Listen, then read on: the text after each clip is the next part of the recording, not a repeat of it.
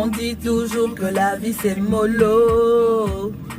Partir de zéro pour devenir héros. Non, non, ils n'ont pas pu venir, ils m'ont négligé. Ils ont voulu me noyer, mais ils m'ont appris l'apnée. Combien de fois j'ai été mise devant mes défauts, jugée et condamnée tristement à cause de mes fautes. Mon Dieu, il les regarde de son trône élevé. Il a dit stop, tout doit changer. Et c'est déjà bouclé. Aux yeux du monde entier, mon doigt ou a pété. Désormais tout le monde verra mon étoile briller. Dieu a parlé, qui peut contester? Et je dis ça pété. Pour ma destinée, mon Dieu s'est levé. Dieu a fait, je ne suis plus la risée du quartier. Dieu a parlé, qui peut stopper? Bonjour, bonjour. Eh ben, j'espère que vous avez aimé ma chanson de ce jour. J'aime particulièrement cette chanson et avant de partager avec vous ce que ça m'inspire, je voudrais dire merci à l'artiste, à José, et que Dieu continue de l'inspirer pour avoir des textes qui parlent, des textes qui vous permettent de vous élever. Je pense que c'est comme ça qu'on voudrait la musique ivoirienne. Des textes qui sont censés, des paroles qui sont censées, des paroles qui vont pousser les mélomanes à vouloir avoir une meilleure version d'eux-mêmes. Alors merci José et que Dieu te bénisse, que Dieu bénisse ta carrière. Alors ce chant m'a beaucoup inspiré la première fois que je l'ai écouté. Alors les paroles disent que les gens ne m'ont pas vu venir. Ils ne m'ont pas vu venir et que on peut commencer petit. On peut commencer partir de zéro pour arriver à héros. Vous savez, souvent dans la vie, les gens vous méprisent, ils vous négligent en fait. Quand ils vous calculent, quand ils vous mettent dans une balance, vous ne pesez rien. Votre valeur ne vaut rien. Pourquoi? Peut-être parce que vous êtes né de parents qui ne sont pas huppés. Pourquoi? Peut-être vous n'avez pas fait des bonnes études. Pourquoi? Parce que vous dormez dans le salon de quelqu'un. Pourquoi? Parce que vous êtes orphelin. Il y a beaucoup de raisons pour lesquelles les gens peuvent vous mépriser. Quand ils vous voient, ils se disent que cette personne-là ne deviendra jamais rien dans sa vie.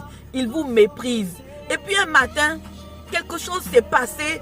Dieu a fait quelque chose et on vous voit devant les projecteurs. Et puis ça fait waouh, mais à quel moment? Il est passé où? Elle est passée où pour arriver à ce niveau? Et là, José nous dit dans sa chanson, ils ne vous ont pas vu venir. Mais c'est bien qu'on ne vous voit pas. C'est bien quand les gens vous méprisent. Parce que pendant le temps où eux, ils sont en train de vous mépriser, en train de ne pas faire attention à vous, c'est Dieu même qui permet que les gens détournent leur regard de vous afin que Dieu puisse vous façonner, afin que Dieu puisse disposer des choses en cachette, dans le secret, de sorte que lorsque vous sortez là, il n'y a plus personne qui puisse être un frein pour votre élévation. Et j'aime bien encore quand elle dit, on peut partir de zéro pour devenir héros. C'est 5 francs qui donnent 5 francs plus 5 francs qui donnent 10 francs. Faut pas te négliger. Faut pas croire que parce que tu as 10 francs aujourd'hui, tu ne peux pas faire un business. Il faut pas croire que parce que tu n'es pas allé à l'école, tu ne peux pas devenir quelqu'un. Non. La façon dont tu commences, ce n'est pas bien grave. C'est la fin qui compte.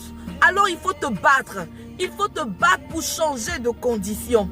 Quand on se bat, avec l'aide de Dieu, on arrive toujours à avoir un bon résultat.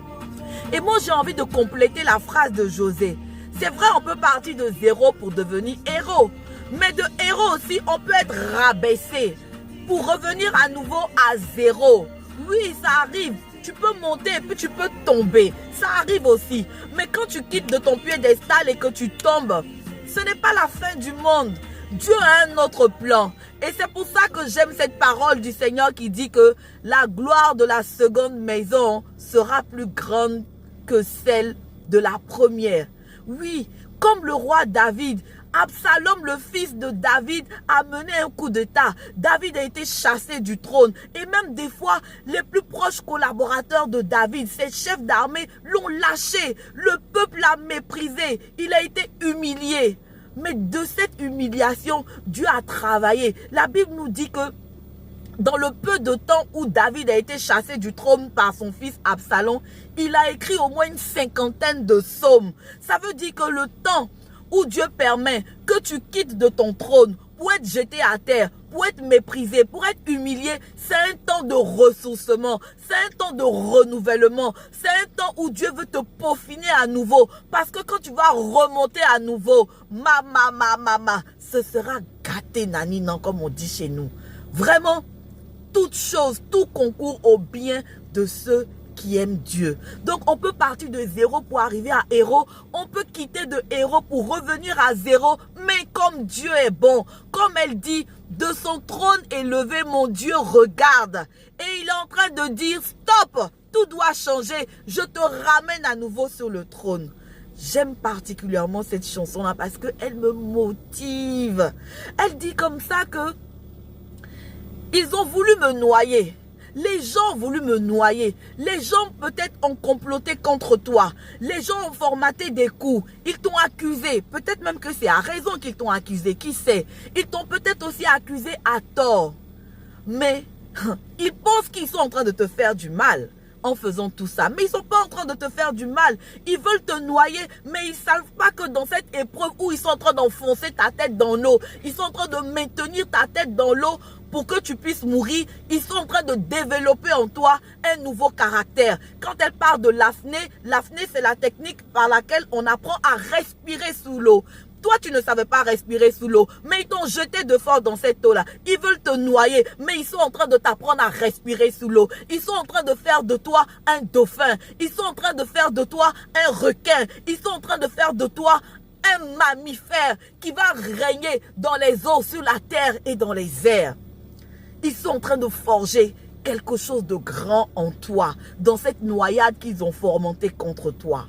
Oh, j'aime cette chanson. Que Dieu bénisse l'artiste pour ces paroles fortes qu'elle nous donne. Elle dit comme ça que combien de fois j'ai été mise devant mes défauts.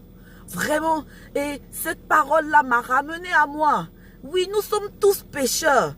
Nous sommes tous des pécheurs. Qui peut dire sur cette terre qui ne pêche pas? Personne, nous péchons tous. Mais heureusement qu'il y a ce qu'on appelle la miséricorde de Dieu. Heureusement que Jésus a donné sa vie à la croix pour que mes péchés me soient pardonnés lorsque je me répands. Oui, les gens te mettent devant tes défauts. Parfois, on n'a pas l'humilité d'accepter qu'on pointe du doigt nos défauts. Mais nous devons accepter. Parce que quand Dieu expose ton défaut, c'est parce que Dieu a décidé de te pardonner. Et mieux de te pardonner, Dieu a envie de t'emmener sur un autre chemin où tu seras une meilleure personne. On te met devant tes défauts, on t'accuse, on te condamne. Les hommes peuvent te condamner, mais Dieu, ton Dieu ne te condamnera jamais. Il est celui-là qui te prend de tes vomissures. Il est celui-là qui te prend de la poussière et qui t'emmène dans les lieux élevés et qui fait de toi son élu, qui fait de toi une reine, qui fait de toi un roi, qui fait de toi un sacerdoce royal.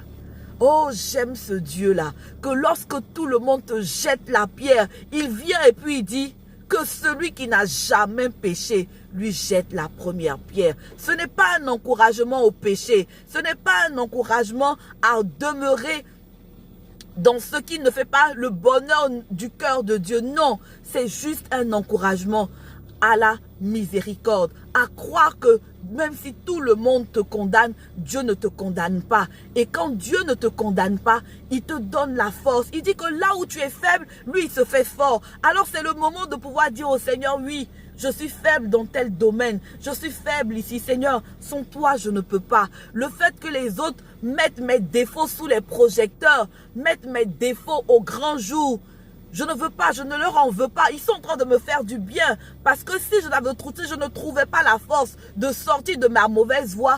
Aujourd'hui, grâce à eux, je suis tenue de sortir des mauvaises voies. Parce que je dois honorer ton nom. Oh, j'aime l'artiste José pour ce chant merveilleux qu'elle nous a donné. Elle dit dans toutes les difficultés, pendant que eux ils sont en train de danser, pendant qu'ils sont en train de jubiler, ils ont réussi leur coup, tu vas mourir, tu vas tomber, tu seras écrasé, tu seras effacé de la surface de la terre. Ils ont oublié que nous on est sur la terre, mais il y a quelqu'un qui siège dans son trône là-bas, qui les regarde et puis dit, mais ça suffit, mais ça suffit. Alors je disais que Dieu il est là-haut. Et puis il dit, mais ça suffit, ça suffit. C'est lui qui emmène l'adversité. C'est lui qui crée le scandale. Il dit, je créerai le scandale, mais malheur à la personne par qui le scandale arrivera. Et donc, quand des gens sont en train de vous causer des torts, ils pensent que ça vient d'eux-mêmes, ça vient de leur propre intelligence. Ils ne savent pas qu'ils sont juste en train d'accomplir le plan de Dieu sur votre vie. Et pendant qu'ils sont en train d'appuyer, eux, ils n'ont pas, c'est pas eux qui ont démarré le starter, mais ils pensent avoir la prétention de pouvoir mettre fin à quelque chose qu'ils n'ont pas commencé. Alors que celui qui a appuyé sur le starter, qui est le Seigneur, c'est lui qui sait à quel moment ça va s'arrêter. Mais eux, ils ne savent pas. Lui, là-haut, là-bas, il dit, bon, ça suffit. Ça suffit maintenant. J'ai dit ça suffit. J'ai dit ça suffit. Et la situation se renverse. Et comme dit José, votre doigt a pété. Votre étoile va briller devant le monde entier. Ton étoile va briller devant le monde entier. Je ne connais pas les difficultés dans lesquelles tu te trouves en ce moment. Je ne sais pas de quoi on t'a accusé. Je ne sais pas quel scandale a éclaté sur ta vie. Je ne sais pas combien de fois on te méprise et tout dans ton travail, dans ta famille. Je ne sais pas. Mais ce que je sais, c'est que si tu es un enfant de Dieu, tout concourt à ton bien. Tout ce qu'ils sont en train de faire contre toi, tous les malheurs, toutes les difficultés qui t'arrivent en ce moment, ça passe, c'est dans le plan de Dieu parce que cela doit concourir à ton élévation.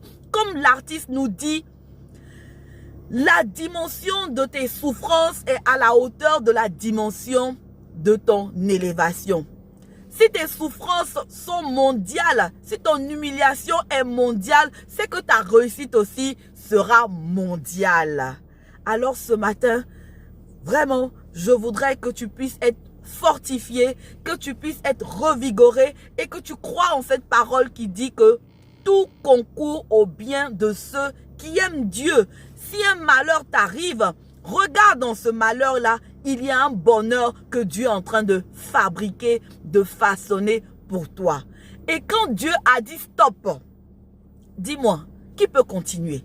Quand Dieu a déjà bouclé, comme elle dit, quand Dieu a bouclé, qui peut venir dire que ce n'est pas bouclé? Quand Dieu a parlé, qui peut contester? Quand Dieu a dit que c'est toi, on monte, on descend, ce sera toi. Tu es le choix de Dieu, tu n'es pas le choix d'un homme. Quand Dieu a décidé pour toi, personne, quel que soit son titre, quelle que soit sa taille, aucun être humain ne peut venir à l'encontre du plan de Dieu pour ta vie. Alors, dans le temps de difficulté que tu vis, tout ce que je veux te demander davantage, c'est attache-toi à ton Seigneur. Attache-toi à ton Seigneur. Crois en la parole que Dieu a libérée sur ta vie. Si Dieu a inscrit, a gravé dans ton cœur une promesse sur ta vie, je t'en supplie, accroche-toi à cette promesse-là dans l'adversité. Regarde tout ce qui est contre toi, regarde toutes les difficultés et dis aux difficultés, Dieu a dit que je serai élevé. Dieu a dit qu'il n'a pas de plan de malheur pour moi, mais des plans de bonheur. Alors je crois à cette parole-là. Et même si ça tarde, ça arrivera certainement. Le temps de ta sortie de l'eau arrivera. Le temps où ton étoile va briller au grand jour arrivera certainement. Et j'ai même pas envie de dire que ça arrivera. J'ai envie de dire que c'est déjà arrivé. Ton étoile brille, ton doigt pète aux yeux du monde entier. Pour reprendre les mots de José, ton doigt a déjà pété. Regarde ton Seigneur, rentre dans l'allégresse, rentre dans la reconnaissance et dis au Seigneur, je m'attache à toi, je m'en remets à toi. 10 000 tomberont à ma gauche, 10 000 tomberont à ma droite et je ne serai pas atteint. La Bible dit que Dieu fait toutes choses. Même le mauvais pour le jour du malheur, c'est Dieu qui l'a fait. Alors, tant que tu crois en ton Seigneur, ne te laisse ébranler par rien. Apprends des difficultés que tu traverses. Apprends des situations éprouvantes. Apprends de l'épreuve et grandis. Grandis parce que Dieu te forge un caractère pour t'envoyer à une étape encore plus haut. Ils ne t'ont pas vu venir, mais ils ne pourront pas empêcher la gloire de Dieu sur ta vie. Que Dieu vous bénisse, que Dieu bénisse José et accueillons la brillance dans notre vie.